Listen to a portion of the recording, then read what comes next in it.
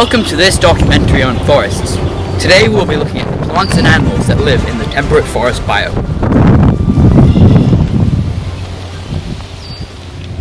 Forests cover 30% of Earth's land area, equaling approximately 4 billion hectares, holding 45% of land stored carbon and 3/4 of all land species.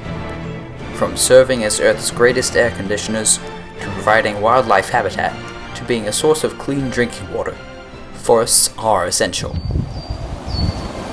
This means that forests are Earth's most productive biomes, containing about 50% of all plant productivity. Forests are divided into 3 layers: the forest floor, the understory, and the canopy. The floor is comprised of soil, dead plants and animals, and small grasses and wildflowers. The understory contains small trees and bushes, and is sometimes called the shrub layer. The canopy is made up of the leaves and branches of the trees that dominate the forest.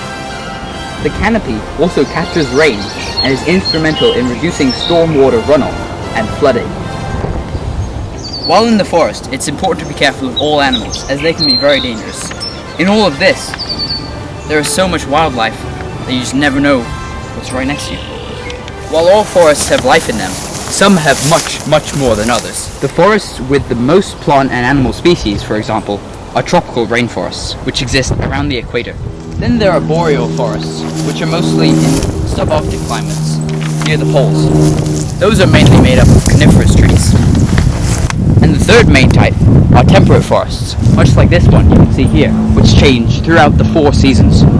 Forests have a huge amount of plant-animal interaction, which makes sense, as forests can have as much as 1,000 animal species per square kilometer.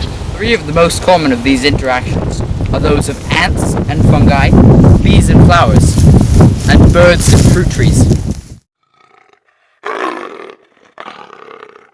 Ants are marvelous insects.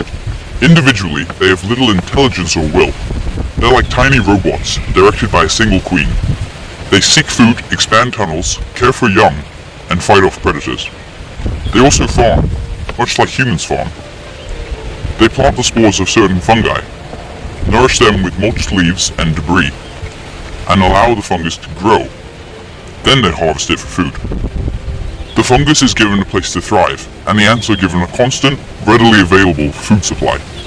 Similar to ants and their fungi farms, bees harvest the pollen of flowers for use back at the hive.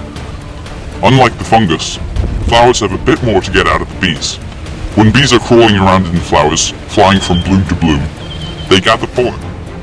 This pollen sticks on the fuzzy backs of bees, stored until it is harvested in leg sacs for transportation.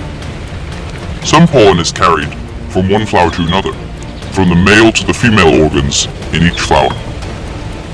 This cross-pollination is necessary for genetic diversity among flowers, allowing them to form seeds and spread.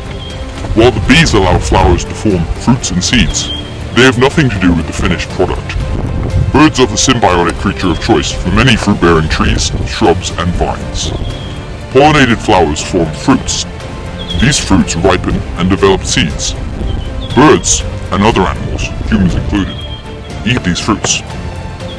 The seeds pass relatively unscathed through the animal's digestive system and are deposited in another location. Humans don't help plants all that much with our modern plumbing, but birds go where they please. This spreads seeds and allows the next generation of plants to take root. While forests are home to many organisms, here in the United States we have over 130,000 miles of hiking trails, which are maintained by the United States Forest Service. When you do travel through forests anywhere in the world, make sure to remember that not only do all animals respond differently to humans, but different populations of the same types of animals can respond differently based on previous encounters with people. Always be careful when you come across any sort of plant or animal life. Always take the appropriate precautions so you can have a great time in the forest. Stay safe out there.